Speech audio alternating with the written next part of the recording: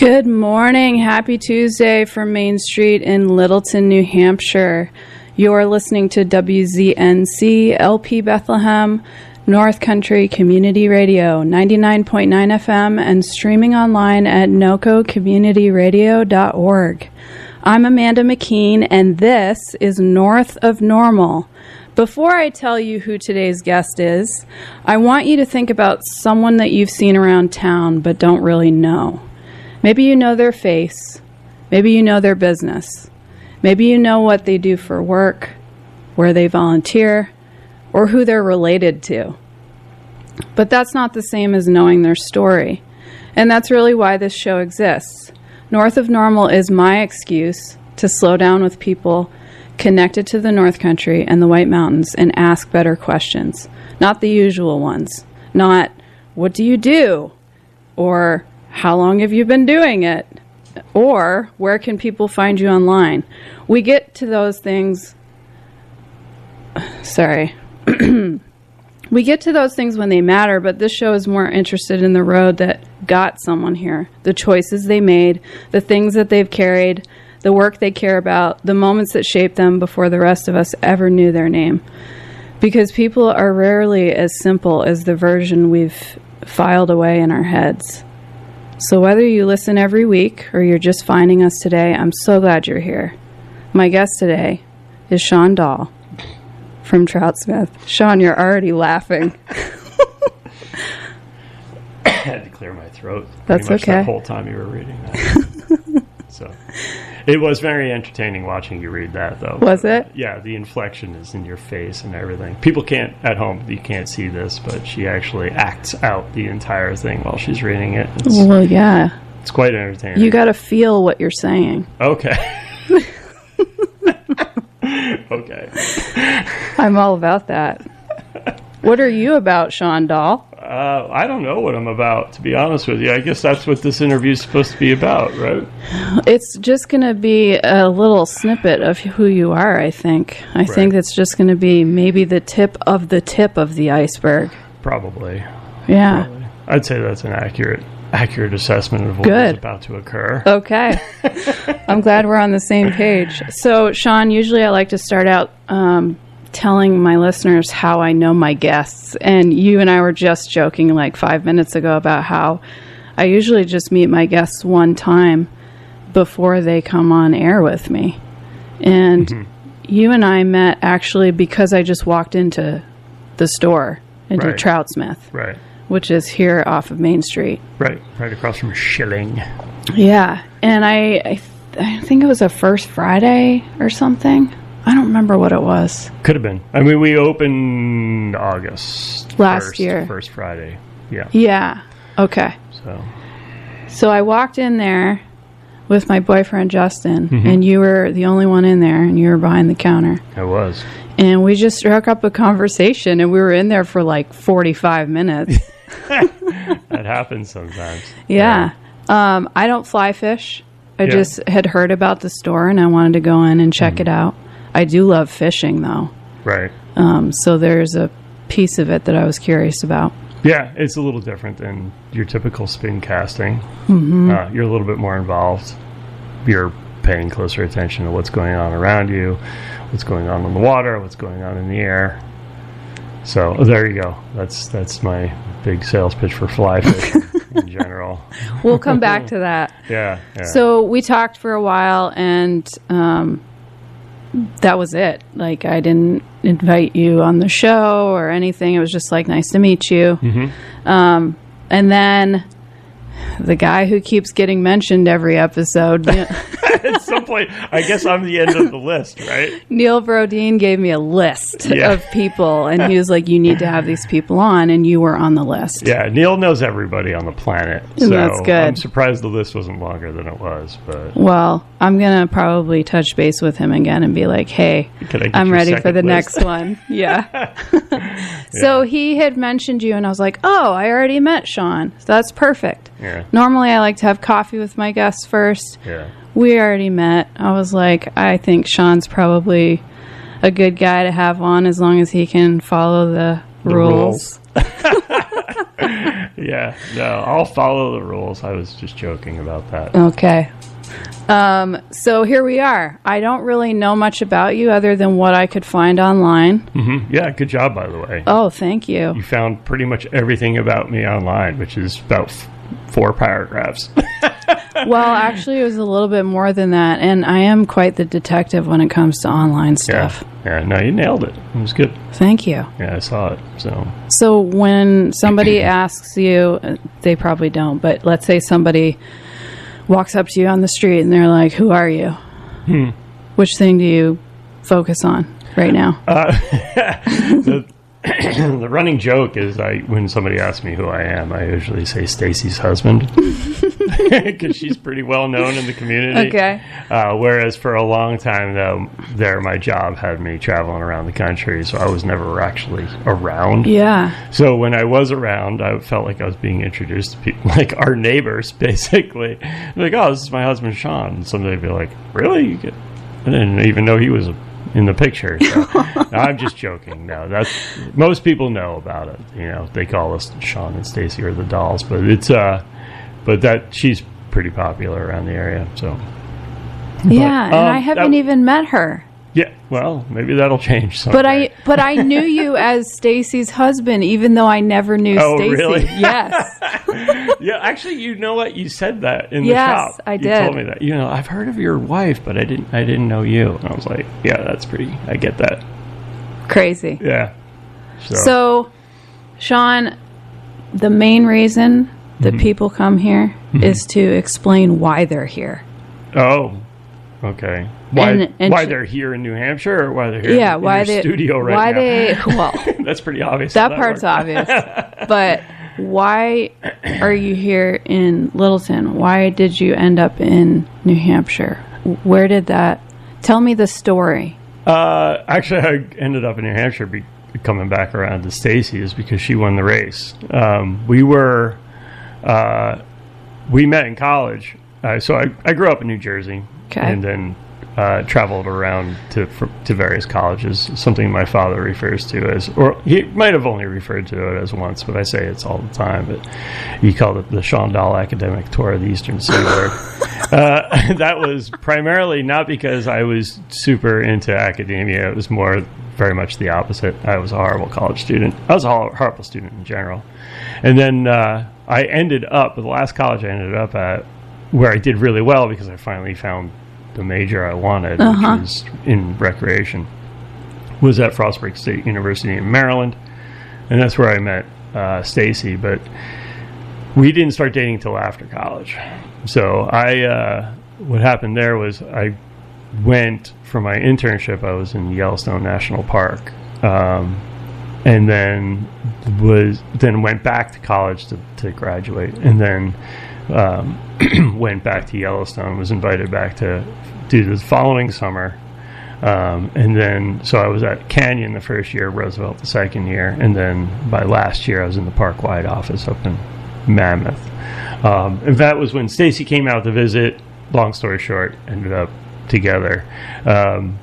She had I don't want to draw too much of her thunder, but she had a pretty technical degree in GIS and urban planning, environmental planning, that type of stuff. And she was basically, I was doing what I went to college for, and she was flipping beds and answering stupid questions at the Gardner, Montana Chamber of Commerce. Yep. Questions like, what altitude do deer turn to elk? Where can I find a jackalope? What do you do with the animals at night? What do you do with the animals in the winter? Stuff like that, where she's just like, oh my...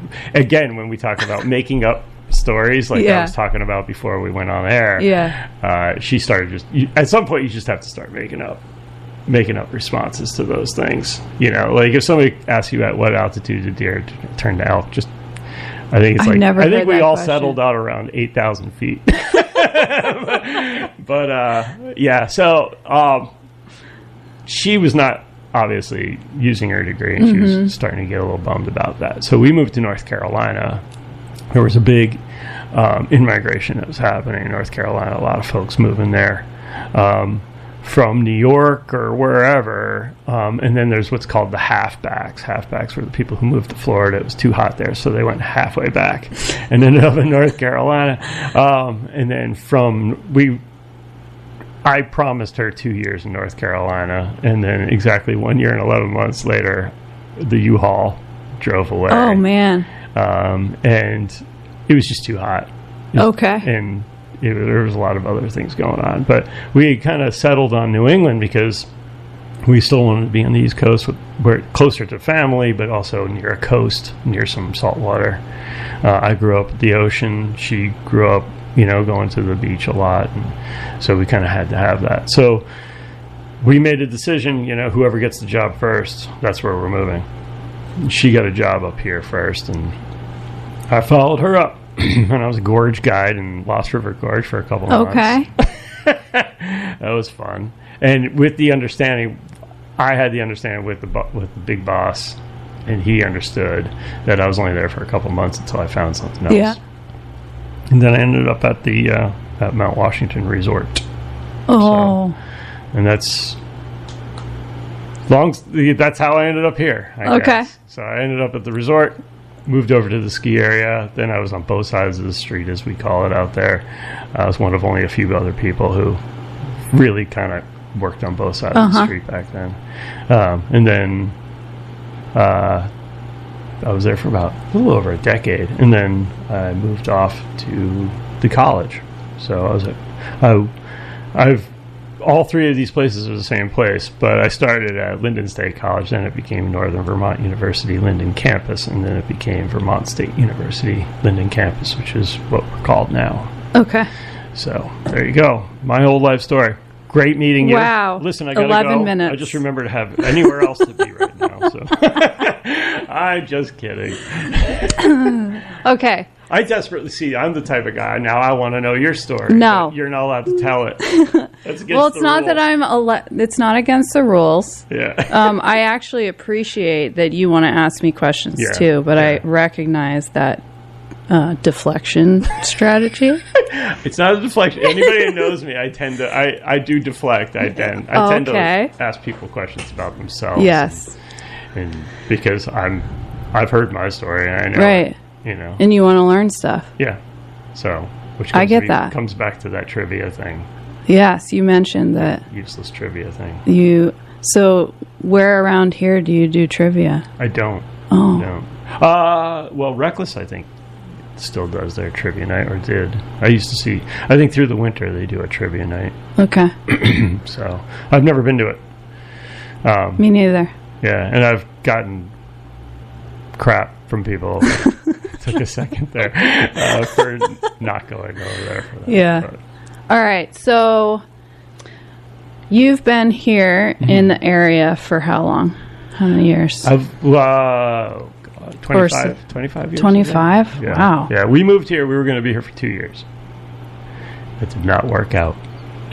You must love it here. Yeah, we do. We like it a lot. So, and it was wild because the reason it was going to be 2 years is because, Main Street was not what you're seeing today. Yep. It was a very, very different town, very, very different place. A lot of empty storefronts and, all of that. And it's really kind of turned around. Not kind of.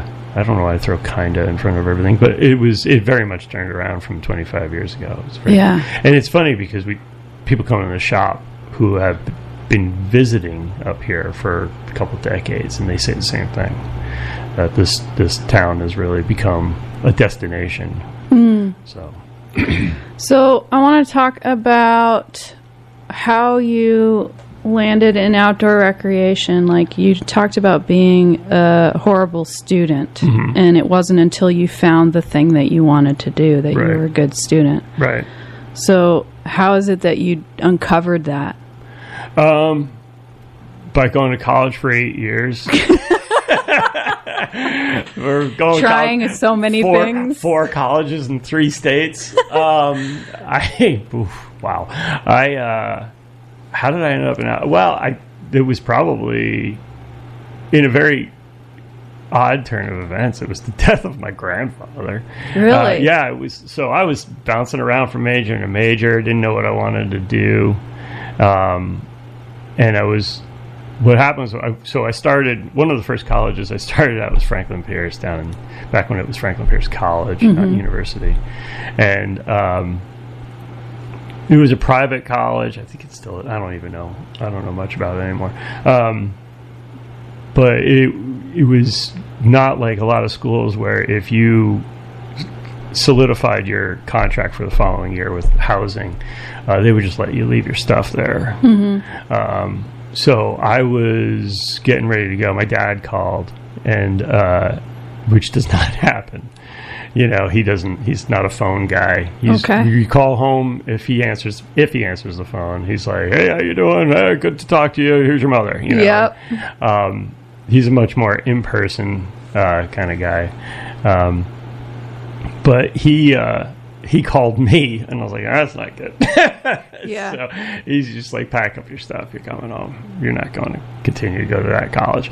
It was, at the time, I think it was like the third most expensive school in the Northeast, behind like Vassar and Harvard. Wow. So it was, I don't know if that statistic is true. Somebody can, fact check. Is this one of those things you're making up? Oh, yeah, I'll totally make it up.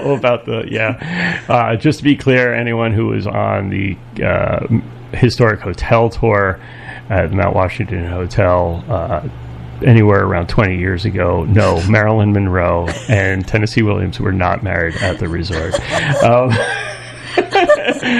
It's easily refutable. But the just bringing everybody up to speed what we were talking about. But so he basically said, "You're coming home." I got home. He handed me whatever amount of money it took to get a haircut back then, and said, "You're working for your uncle starting on Monday." And so I was growing up. I was living in New Jersey, back to New Jersey, and I had to commute now into New York City. Wait, what were you doing for your uncle? I was working. He was the CEO of a company called Joint Purchasing Corporation, which is not what you think. It's not even anywhere as cool as it sounds. Joint purchasing? Sure, I could do that. But no, it's a group purchasing organization for all of the hospitals in all of the boroughs of New York City. Okay. So what I was doing there was just like administrative work. Yep. But I was helping out. I want to say his name was Mitch Gordon. I don't know. It's funny that stuck with me, but he was like the marketing guy. Mm-hmm. And I was helping him out with a B2B expo at Lincoln Center, which was right there because we were on 61st and Broad Street. Broad. And Lincoln Center is right behind the building where we were. So I was doing that. And oddly enough, that is the start of me getting into the outdoor industry. So, and I'm just going to let that hang there. And I'm just going to stare at that confusion on your face for a little while and let it play around in your mind. Yeah, how did the Upper West Side of Manhattan... that makes no sense. Yeah. Come on, Sean. 5 years later, I was working at a cattle ranch in Montana. So, but what happened was City Slickers, the whole thing. Every day for lunch, I would go down and I would get like a slice of pizza at one of the little pizza places that you have to stand up to eat it. Or I'd go down to the sandwich shop and get a sandwich or something like that, salt, pepper, ketchup. And then I would go like sit and eat it at a bench, and then there was an Eastern Mountain Sports on 61st and Broad directly across the street from where I was working. Okay. And I would go in there and I would just wander around and look at all the things, because I had already been, I'd been rock climbing. When I went to school at Franklin Pierce, I went rock climbing, ice climbing. I was big into hiking. Okay. I was skiing a ton, which was part of my problem, why I was asked to come home. My father referred to Franklin Pierce. I think he said it was the most expensive season pass he's ever bought. But because it was clear I wasn't going to school. Yeah. So I cruised around the store, and I just, after that summer, it was the year of the LA riots, and New York City was affected because everybody had to be out of the city at 3:00 that day. Okay. And it was brutal, because my commute to get home was walk down, I forget which station, get on the subway, take the subway to Penn Station to Newark. Since Raritan Valley Line in New Jersey is the only diesel line, it's the only one that you have to switch in Newark. So I had to stand on the platform in Newark, get on a train, and then head all the way back into Westfield, and then, which is where I grew up. And every train was standing room only. In every train, we had to wait on my way home. It took me 3 hours of standing to get from the Upper West Side to Westfield, New Jersey. Every day. Just that one day. Oh. And it was nuts, and it was hot, and it was, people just on top of each other, sweating through their suits. And it was disgusting. And I kind of decided, I was like, you know what, this is probably never going to happen again, but I really hate this commute, and I really hate this life. Yeah. He did it to teach me a lesson in hindsight. Like, it wasn't like, here's your career in New York City. No, that was not a thing. Right? I think he knew that wasn't going to happen. Yeah. He was like the only reason I graduated college. Right? It was my father. It was just like, no, keep going. I don't care what it takes. I don't care how much it costs. You're going to finish college. So basically what I was doing, the other part of my punishment, I guess you would call it now, was I would work all day in the city, and then I came home and I had to walk home and change usually, and I would jump in the car and go to night school, and then do it all over again the next day, over and over and over. Just kept doing that, and I was like, this absolutely is horrible. Wow. So walking around Eastern Mountain Sports, I was like, I'm going to apply to the local one in New Jersey, in Union, New Jersey. And I went over and I applied to that, and I was hired. And I started working at Eastern Mountain Sports. And then my grandfather died a few years later, or a year or so later. We were down in Florida, and my father came in and he slaps down a newspaper from Miami or wherever. And he says, read this article about this college. I think this is where you want to go.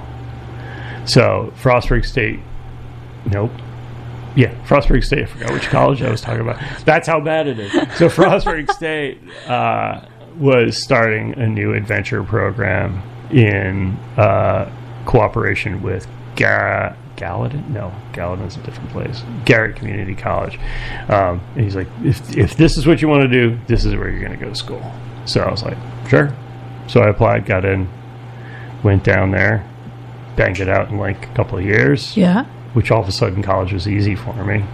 And some people will say, oh, it's because you're a rec major, dude. Yeah. It was actually a hard rec major. The way Doc Kaufman, who is the head of the program, Dr. Robert Kaufman, doubt you're listening, but hi.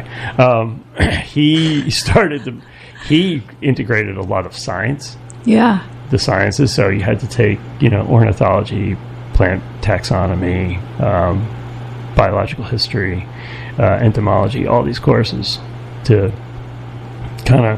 graduate. Yeah. And it wasn't, I didn't know until right before graduation that I was 2 credits shy of a minor in biology, and if I'd known that, I would have taken another class instead of like folk and square dance, which was my absolute worst class. Folk and square dance. Of all of the classes that I had to take, like plant taxonomy that semester, I got a B. No, I got an A. There's a story behind that too, but I got an A in plant taxonomy and almost failed out of college. I almost didn't get to graduate because of freaking folk and square dance. Yeah, everybody out there, there's something you didn't know about me. I hate folk and square dance. The nickname for the class, as you can imagine, is pretty easy to figure out. But I don't want to break the swearing rule. Don't. But yeah, it was, I couldn't believe it. Wow. Yeah, it's pretty funny, actually, but whatever. So, yeah, graduated from there. That was my internship in Yellowstone. Ended up going to Yellowstone. And that internship summer was pretty formidable in that that was the first time I ever went fly fishing. Oh. So, and immediate, had a rod within a week. Yep. And was doing it almost daily. Nice. That. So you didn't grow up fly fishing? No, I learned how to fly fish in, of all places, Mecca, which is Yellowstone National Park. Yeah. Yeah, the first fish I ever caught on a fly was with my Reddington Red Start 5-weight rod and reel package on an elk hair caddis. I know every detail about the first fish I ever caught. Do you still have that rod? No, I wish I did, actually, and I have a way to get it, I think. I traded it for a pair of skis. Actually, a buddy of mine wanted it. I don't know why, because he had been fly fishing for years. But he wanted this cheap little package rod. I think it was because he was a backcountry law enforcement ranger, and he wanted something light and easy to carry on his horse. So he traded that for a pair of skis that I still have in my barn. You don't use them? No. They're old straight skis. They're K2 bimetal GS race skis. They're super stiff. They're 204s and narrower than my wrist, so they're not current. Let's just put it that way. Okay, we're now speaking different languages. So, so you don't ski? I don't ski. Oh, no. So what are we going to do? Where do we go from here, Amanda? Oh, is this like a deal breaker for you? No, I'm just asking questions. You can answer them any way you want. Where do we go from here? Hang on. Right. Let's rein it in, Sean. This is about you today. Oh, damn it. I thought I had you. No, you didn't. So it sounds like your dad was really like pivotal in your life as far as the direction that you took. Do you think you would have figured that out without him? I probably would. Like I said, I wouldn't have graduated college without him. Yeah. But I don't know. Why do you think that was so important for him that you finished college? He just wanted me to have options. Yeah. And he was a firm believer that back then anyway, things have changed obviously since then, but without a college degree, you really didn't have as many options. And it's probably accurate. I mean, the data is out there that says that on average, your salary increases once you have a 2-year degree, then you have a 4-year degree, then you have a master's degree. And then in my case, it drastically reduces once you earn your doctorate. What's your doctorate in? Being me. Yeah. Yeah. That's easy. Yeah. All I did was I wrote a letter to a college, and they sent me a piece of paper. It was handwritten. I did that too. Handwritten in crayon. It says, "Here's your doctorate." They even spelled doctorate wrong, or they spelled it with a K. But that's cool. It works. I have it on my wall. Yeah. Yeah.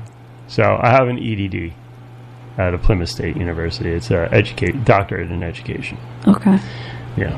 So didn't really need a PhD for what I was doing because I teach in the ski industry. And to my knowledge, there are no PhDs in ski area management. Okay. So, what do you love about teaching? The students they're funny. You know, they don't always mean to be, but they're funny. You know, sometimes they're funny, like I said, without even trying. Like everybody will leave the room, and I'm left there shaking my head and laughing. Like, what the hell was that all about? You know, everybody walks out of the room and like, well, that got a little out of control fast, didn't it? Which happens. My teaching style is organized chaos. Yeah. You actually can organize it? I like an active classroom. Good. Where everybody's yelling and having fun and doing their thing and talking back. I'm okay with that. I can take it. As long as they don't go after each other, I'm fine. Yeah. You know, so and they're not mean about it. Right. But sounds like pretty good rules. Yeah. Don't be mean. Don't be mean. There you go. End of rules. Yeah. There's only one. Don't be mean. Yeah. It's a good one. Yeah, and show up on time.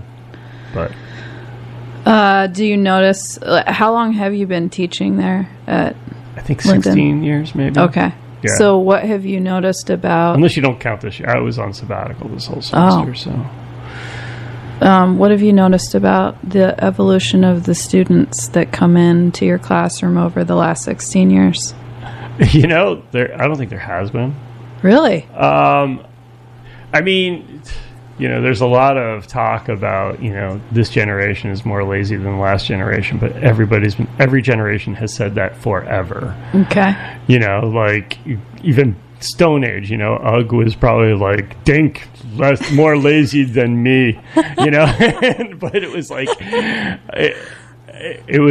it really has, they have not changed. Yeah. Just the technology and everything around it has, that's for sure. It is funny to have the first year students come in and listen to them talk and listen to them like kind of figuring things out for the first time.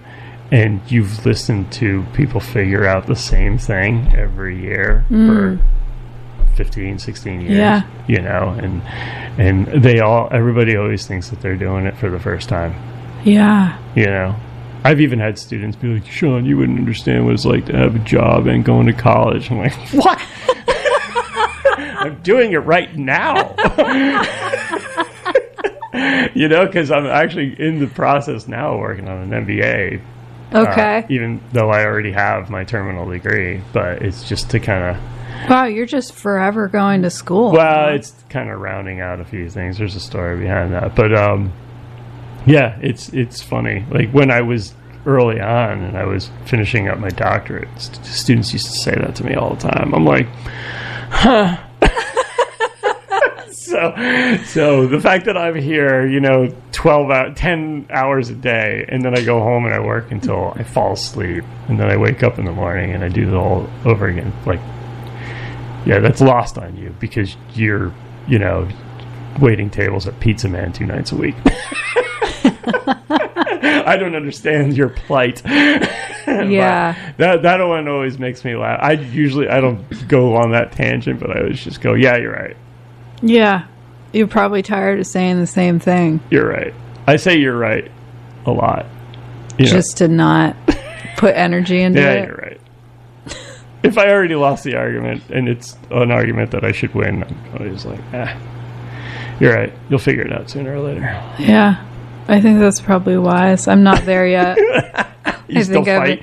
Yeah, I do. The good fight? Yes. Yeah. I think good. I still have another decade to go before I start giving hilarious. up. Wow, I see what you did. We just played into the age thing again. Nobody had to know that. I just choked on my water. All right. So we've talked about you teaching. I want to hear more about your own personal adventures that you've been on because, you've climbed, you've hiked, you've skied, you've fly fished in remote areas. Tell me some of the crazy things you've experienced. I think one of the craziest experiences I've ever had was I once got deserted in Newark, New Jersey. Is that what you're talking about? Not the same thing? Different kind of adventure. No. Got it. So let me think of something else. No. I don't know. I mean, what do you want to know about? So, yeah. Have you ever been in an avalanche? No, I've been over them. So I've never been under one. I've been above as riding them? They've been set off. No. Okay. I've been lucky enough that I've been in proximity of 3 avalanches, but I've never been in one. So, yeah. And one was set off on purpose by a guide, by a heli guide. He stepped it out, and made it go because he saw things the rest of us didn't, and went up and set it off. Yeah. And it was not great skiing after that. Obviously, skiing over avalanche debris is not a good time, but it beats the alternative. Right. That's for sure. Yeah. So yeah. That was heli skiing in Alaska. Wow. You did that? Yeah. Well, actually, with Ian, as a matter of fact, who we were talking about from Reckless before the show. Yeah, he and I went up with another friend, Ben Merkin, who's a colleague at the college, and you've met probably through SAR, or you've at least heard his name. I've heard his name. it's hard to be in that world and not have heard his name. But we went up. That was actually an internship visit.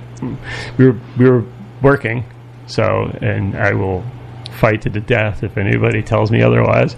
I was working hard that day. Heli skiing in Alaska. But yeah, done that twice.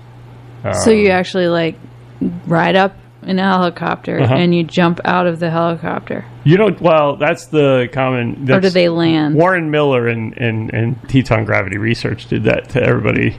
Nobody jumps out of a helicopter. Okay. Yeah, no, not on purpose. Teach me. It lands. Okay. And typically what happens is you have a guide, obviously. In very rare situations, you might have a tail guide, too. That's usually if there's seats available on the heli. The first time I went, I had a lead guide and a tail guide. But so everybody loads on. The guide's up front with the pilot, and they're kind of talking through where they're going to go and where they're going to put down. And then they land it. Everybody climbs out and then stays close to the helicopter until it leaves. Okay. And then it's kind of the reverse of that when it comes to picks you up. So there's no jumping out. I think the closest was we landed... The first time I went, we landed on kind of a knife edge. So the helicopter was somewhat engaged while we were getting touching out. Down. Yeah. Yeah. So he was not hovering, but he was also not fully landed. Yeah. So we had to climb out that time. That was kind of sketchy, but it was fun. So. Yeah. What level of fear did you experience in that type of situation, or was it like no big deal to you? It was weird. There was no big deal, and it should have been scary. Yeah. It wasn't scary until after, because it was like, what the hell did I just do? You didn't think about it till after? No, that's part of those challenges I have. Why I've hurt myself so many times in life is I don't think about things until afterwards. Yeah, it was a little freaky standing there because I was the last to go and I watched everybody else go. I was like, and you were all alone. Actually, really steep. No, I had a guy. You did have someone with you. Yeah. Okay. So, and I looked at. I was just like, dude, this is my first day. Everybody else in the helicopter that day had already been skiing 2 days, and I had just landed. And this is the first thing I did. Yeah. Was that knife edge. So I'm standing there. I'm like, really? So this is the first run? And Alex, who I actually used to become a friend of mine, Alex just looked at me and goes, you're fine, man. You're a professional. I'm like, I'm really not, dude. I'm not. I'm not even remotely a professional. You've never seen me ski, and I'm standing up here with you. Think about that for a second. And he goes, you're fine. I'm like, okay, fine. So you just went? Yeah. Because he said you were fine? Yeah, I guess. Well, no, not because he said I was fine. It's because it was my only choice. Helicopter wasn't coming back for me. That's true. Yeah. You're kind of stuck. Yeah, I was at about, I think he said it was around 50 degrees. So, wow. right off. You mean the grade? My first 2 runs of the day my first 2 turns of the day were about 100 yards. And I was down. And I was like, that was sketchy. So, but I wouldn't say that was the scariest thing. Scariest thing would have been we had a grizzly go through our camp. Oh. Second meadow of Slough Creek in Yellowstone. I was I was running the trip. Okay. I wasn't a guide or anything. It's a weird thing where like if you work for who I was working for, which was the Yellowstone Co-op Employee Recreation Program. It's a co-op, so we work for everybody. Yeah. And included in everybody was National Park Service. So they didn't really get too wound up if we were guiding people into the backcountry without like a legit license necessarily,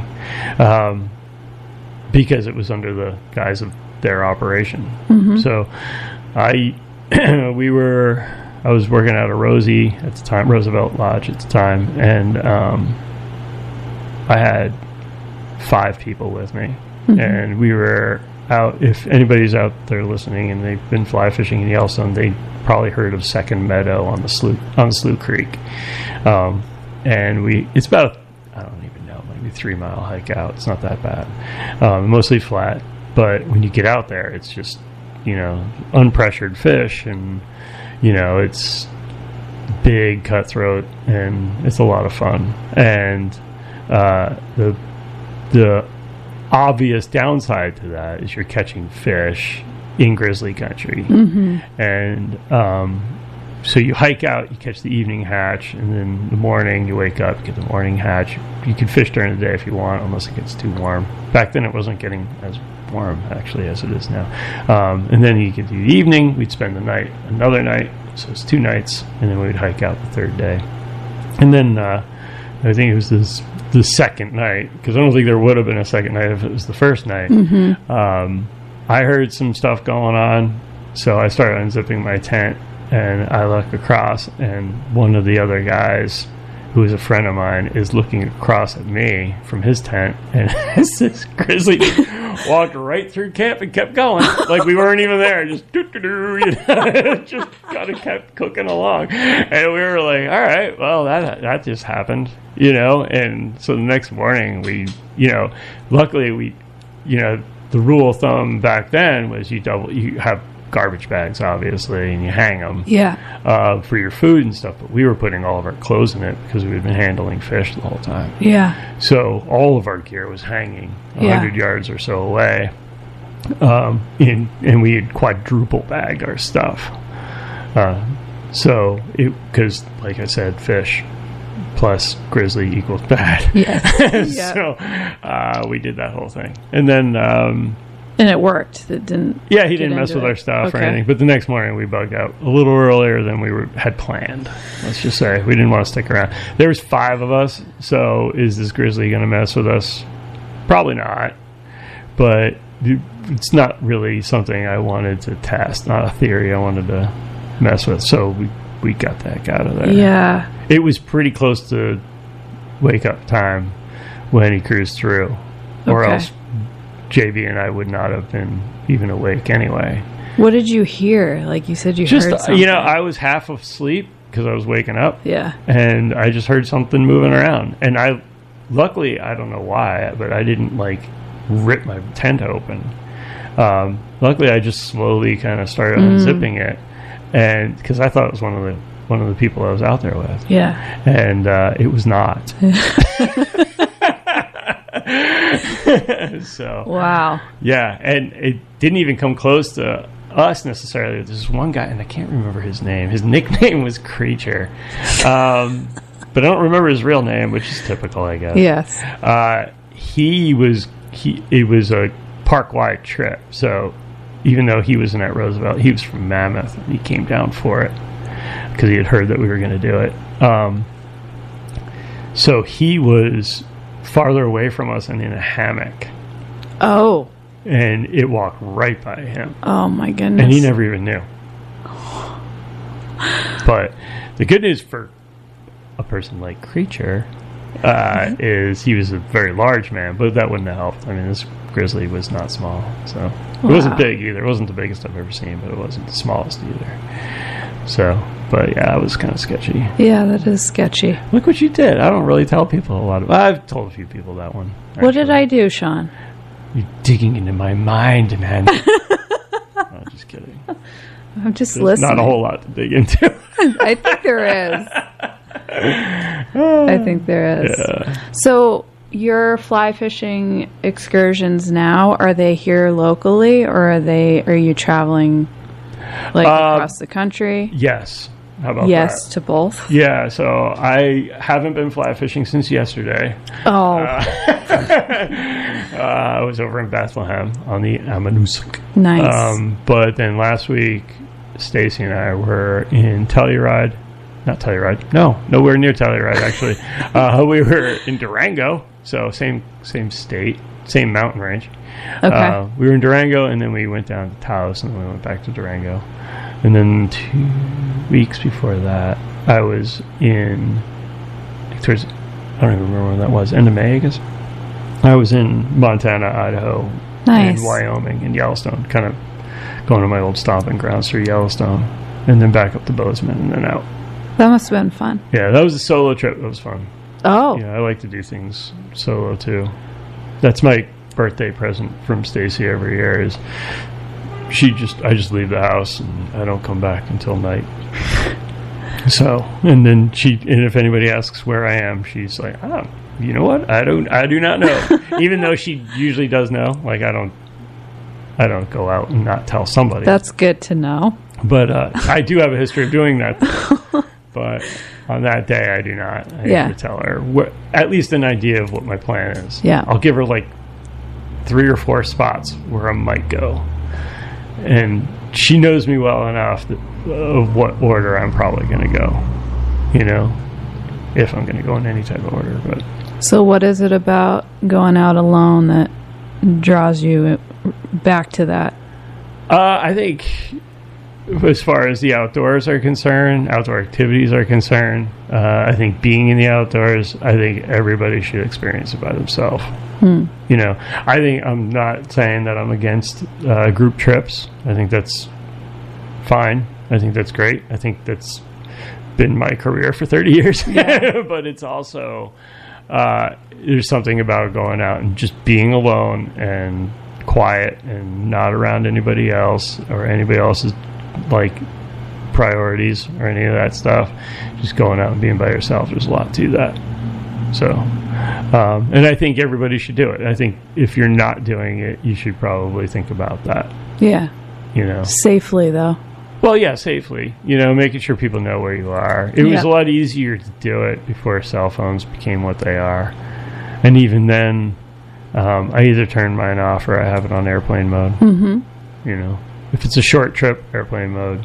If it's going to be a longer trip where I might lose a charge, I got to get a new charger. Then, yeah, it goes completely off. Which obviously takes a little longer to turn on and everything if anything goes sideways. Yes. But the goal is for things not to go sideways. Yeah. For all of us. Because then we have people like you showing up in the middle of the night with headlamps and your bright yellow jackets. Oh, that's not me. Oh. I'm not showing up. Oh, I thought you were on the SAR team. I am. Yeah. I'm taking a brief pause. Are you? Okay. Yep. Well, that's the other thing. I don't want to like be laying there, you know, and have, you know, my semi-conscious state see like somebody like Ben or Kevin McShane showing up and judging me. Yeah, you heard me. If you're listening, I know you two judge me when I do stupid things.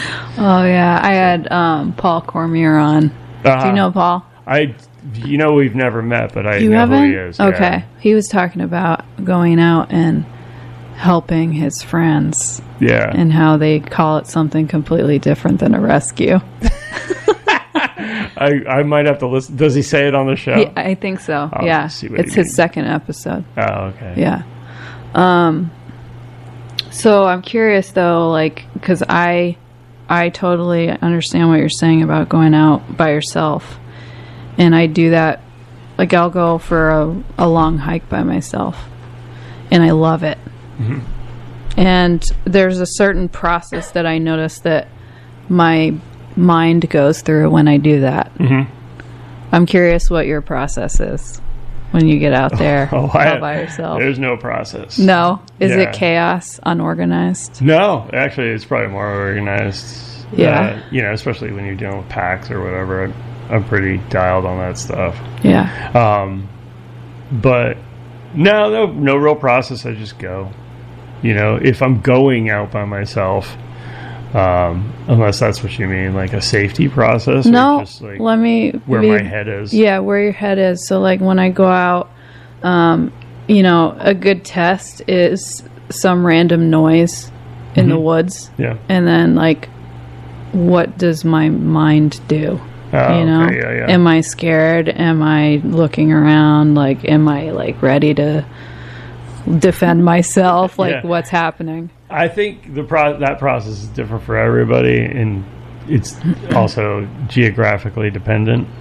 Mm-hmm. You know, I don't think about it when I'm here. Yeah. When I'm out west, I definitely think about it a lot. Yeah. You know, there's things that definitely can kill you out there.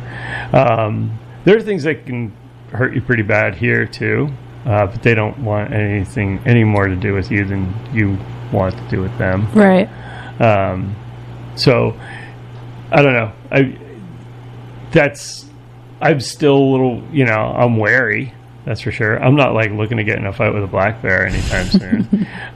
Nor am I like hoping a mountain lion's going to show up in my camp. But I do all the things to keep that from happening. Yeah. But as far as like a mental process, I'm usually I just go away. Mm-hmm. My head just empties out and I'm on my way when I do that thing. How quickly do you reach the emptied out point? Because I usually have a bunch of garbage that has to come out, and it feels really noisy, and then it will quiet itself eventually. I don't have a whole lot to empty out. You don't? There's not a lot going on in there. It's kind of an echo chamber. Wow. I'm so jealous. I'm just joking. No, I mean, yeah, I got a bunch of stuff going on. So do I think about it a little bit? Yeah, sure. Yeah. But I try to accept the fact that there's nothing I can do about it where I am. Yeah. Between the shop, between the college, between the classes I'm taking, there's a lot of stuff going on there. And then you add, any type of personal or family stuff going on, which there's a lot of that going on, then yeah, sure, there's a lot on my mind. But again, I think I'm pretty good at just kind of flipping. I call it flipping the switch, and I always have, or I have for a while. Where once I'm at a place where I can't think about those things, it's pretty easy for me to flip the switch. Where the term comes from was when I was still in the resort industry. If I'm showing up on a busy day at the ski area, we might be looking at 3,000 skier visits or something like that, which is pretty busy for Bretton Woods. They keep their numbers low almost on purpose, just for the experience. Yeah. If I've got some stuff going on in my life, or I'm stressed, or I've got the dropsies, or whatever's going on that morning, the drive to work is usually I have to flip the switch. Yeah. Because there's not one person of those 3,000 people who cares. Right. that I'm having a bad day. That's right. So I usually make that shift, and I make a shift too to be around my team and the folks I work for. Because they don't care. Well, some of them might care, but they shouldn't have to. Right. Yeah, and there's like certain spaces where it's not really time for that. Yeah. And that's 100% accurate. And I kind of, when I was a manager or director coming up, I used to pick my team based on their kind of like where they were emotionally, not like emotionally, but how they handled things. Yeah. How they can just zone in, put the blinders on, and get things done. Is there a class for that? No, I don't know if there is. Because I've been straight up told I'm dead inside, and it's because I don't freak out. Yeah. I mean, I have never seen freaking out work. You haven't? I've never seen anybody lose their mind and have a solid outcome. Yeah. No, yeah. So it's like, no, freaking out doesn't do anything. Keep your brain straight and you'll get it dialed. It's whatever. What's the closest you've come to freaking out for you? If I freak out, it's when nobody's around. Oh. Yeah. I'll, behind closed doors, throw my stuff around. Get angry, do my thing. There's a little beeper on that, right? So, no. Sorry, world. This whole interview just got deleted. It did not. I know, I'm just kidding. But yeah, so behind closed doors, maybe I'll kind of get angry and yell and scream and do all the things. But throw a fit. If I'm in front of people, I'm usually pretty calm. Pretty regulated. Yeah, because if I get wild, they get wild. Yes. Yeah. That's one of those things that I'm a firm believer in exponential growth of bad moods. You know? So if you start to kind of do that type of stuff, everybody around you starts to feel it. Yeah. You know, and it's hard. You know, there's times where I'm like, you know, like, and Stacy knows that noise, and she'll know, like, all right, we need to go. Sean's about to lose his mind.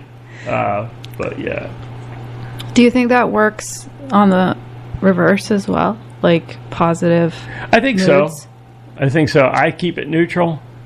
You know, I don't get too overly wee, and I also don't get her. You know, I don't know why I'm making faces on the radio, but it's the name of my new album, though. Yeah, Making Faces on the Radio. It's a good album. Yeah, I have to learn an instrument, though, I guess. Oh, first. But yeah, I just keep it neutral. I try not to get too excited in either direction about anything if I'm in that type of situation. That's good. So, yeah, I think that's a good quality to have, especially in the industry that you're in. Yeah, I think so. You know, if I'm out in a van surrounded by students and we're at a resort and something goes weird, I need to chill. Yep. And I was the event guy, you know, at that resort for a while, so it's like there's a lot of balls in the air. You know, you start to emote, things can go bad. Yeah, and I think people probably look to you to figure out how to react. You know, there's a certain level of that. Sure. And you're in that. And I go to them too, you know. I don't think I ever had anybody work for me. I worked with everybody, even if they quote unquote answered to me. And I would look to them to be chill too, you know. And there would be times where I'd feel myself starting to go, you know, and I would come back to them and they were like, they're deadpan. So, all right, check yourself, Sean, and move forward. Interesting. Yeah. Were you on search and rescue? No. Ever? No. No. But I've been involved in that type of scenario before, but I was never formally in search and rescue. Yeah. It's just another thing. It is another thing. I'm looking at my watch. Yeah, we're at 5. 3.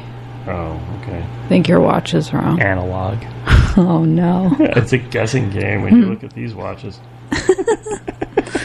Wow, we got 3 minutes left. It went fast. It always does. I bet. People always say that. There's a podcaster I follow who all of his interviews are like 2 hours. And I always wonder how the heck they do that. Now I know. Do you listen for a full 2 hours? Oh, yeah. Well, I drive a lot. Okay. So if I'm going to see my parents in New Jersey, that's solid 3 shows.